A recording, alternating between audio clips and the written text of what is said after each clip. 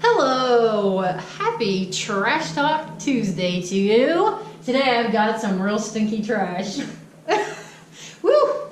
I smell it. Do you? Did you smell it out back this morning? I did. There's something dead out back. I don't know, somebody. Oh, you're being for real something. Yeah, I mean, there's real dead trash. I don't back. like, if I smell something dead, I don't go investigating. Yeah. Because I don't want to be the person who finds I something. think it's in the dumpster. I think somebody threw a dead animal in there. Gross. Dead cat or something. That's so gross. Yeah, but it's coming from that wind. All right. So well, it's definitely a trash talk Tuesday. I'm not gonna go look, but Right, I have trash some. talk Tuesday. I have some like figurative stinky trash for you, not some literal stinky Okay. trash. Are you ready for Yes. it? What's our trash? Okay, so our trash today. A new study claims urgent care clinics, like our clinic in Joplin is an urgent care clinic, not Jane, that they overprescribe antibiotics. This was a CDC-funded study, and it was published by the Journal of American Medical Association. And it says that most patients have a 1 in 2 chance of leaving with antibiotics when it's not necessary or actually even dangerous. So what's your trash talk on that? When it's dangerous to give them antibiotics? Yep, that's what they said. I don't know why it would be dangerous. Well, then let's hear it. You know, CDC, that's the government. Yeah. Oh, they did a study. I trust them.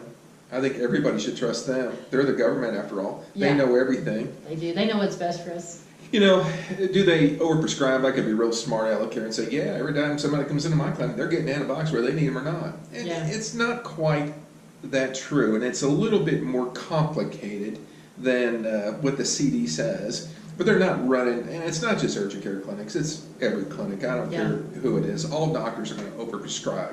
And there's a reason behind it. And I'm actually probably more on the conservative side of not doing it, prescribing antibiotics.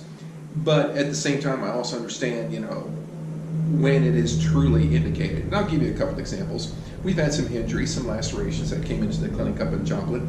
One was done with a utility knife. I opened it up, I irrigated it out, I cleaned it up real good. He didn't get antibiotics. Another guy came in with a finger laceration. Oh, he mauled it on a tree. You know, his fingernails popped up, sticking out, and it really looks nasty. Yeah. It was a heavily contaminated wound.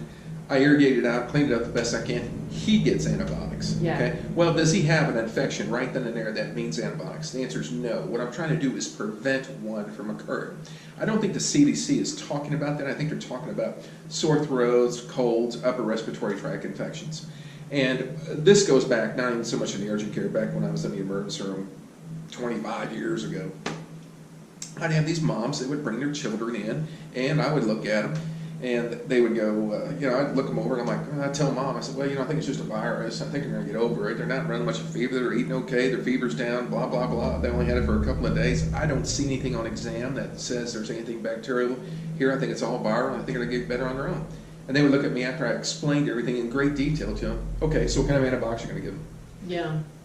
Well, and I'd go through the whole thing again. I don't think they need antibiotics because I think it's viral, blah, blah, blah, blah, blah. Okay, so what kind of antibiotics are you going to give them? You just want to throw your arms up, because if you don't give them antibiotics, they're going to complain to the hospital, and then they're going to write you up and call you a letter, and why aren't you being more with customer satisfaction? So there's a lot of pressures on us to do this. And what the CDC's worried about is all the antibiotic resistance that's creeping up with these antibiotics. And that's a very true concern. But here's a flip side to it. You know, if the federal government wants to do something about it, this is what they could do, is stop having these pharmaceutical companies make all these new fancy blood pressure medicines and hormones and all this other crazy stuff that we really don't need. And the reason they're doing it is because when you take a blood pressure medicine, odds are you're going to be taking it the rest of your life, right? Yeah. Well, you're making a lot of money there. You got a lifetime subscriber. Yeah. Well, what if you're a healthy individual? What's the odds of you being on antibiotics this year? Yeah, so why do I want to make an antibiotic? When I'm only going to maybe prescribe it once, you know, a week out of a year, I'm not going to make any money on that. And that's why antibiotics cost a lot of money too, because they're hard to develop. They're not as profitable for they are not profitable at all for the pharmaceutical companies. Correct. And if they do come out with a new antibiotic, the thing is so ungodly expensive, and there's a lot of manipulation going on in the pharmaceutical company about this. And I think we might have touched on it before, where there was an antibiotic in the past, which has been around for 30 years, tetracycline. I know for a fact, because I used to buy this stuff by the jug, and it used to expire, and I used to throw it away.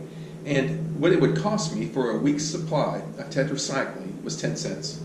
So literally, a whole week's supply of medicine was 10 cents. Yeah. Now I write that script, I don't carry it anymore, and it's for this reason. A week's supply of tetracycline is now $250. Jeez. What has changed in the last couple of years to make this occur? Well, what happened is a couple of generic drug companies got together, bought out the other generic drug companies. They closed down those lines. Nobody's making it, so the price goes Gosh, up. how evil. It is. I mean, this is all manipulation by the pharmaceutical companies. But the CDC, they're not worried about that. They're worried about me overprescribing antibiotics. Yeah. I gotta give have up. something to I do, give up. I mean, give me a break. Go do something productive for once in your life. You know, our federal government, they're out of control. Yeah, they could fund shrimp on a Treadmill. Yeah, and give them antibiotics. And give me a And see if it's dangerous. Yeah. Yeah, I spent $1 million on that one. That was a good one. Yeah. Hey, Well, the shrimp seemed to run faster when we injected them with the Ritalin and the methamphetamines we got from McDonald's County. Yeah, we gave them that asthma stuff. Yeah, the singular. Yeah, and they committed suicide. Yeah. They shrimp. Oh, man. No, but there's a lot of reasons why I think doctors overprescribe. Do I agree they do? But a lot of times I think it's not so much patient or hospital driven. I think it's uncertainty. I look at a throat and am I 100% sure I can tell the difference between viral and bacterial? The answer is no. So if I'm not 100% sure, they're going to get antibiotics. Yeah. And God forbid, if I don't give them antibiotics and something happens to them, which does happen, people get a viral throat infection, then they come down with strep. I'm going to be in a court of law. Why didn't you give them antibiotics? Wasn't indicated? How do you know it wasn't indicated? Did you do this? No. Did you do that? No. Well, a $10 prescription of antibiotics, this person, died from strep throat. Okay, there's a lawsuit. So a lot of it's, covering. So it's like covering your behind. So one of the CDC addressed that, but no, they're just going to sit there and tell me I'm overprescribing antibiotics. Yeah. You can't win for losing. No, you can't. You can't make them all happy. Well, all right.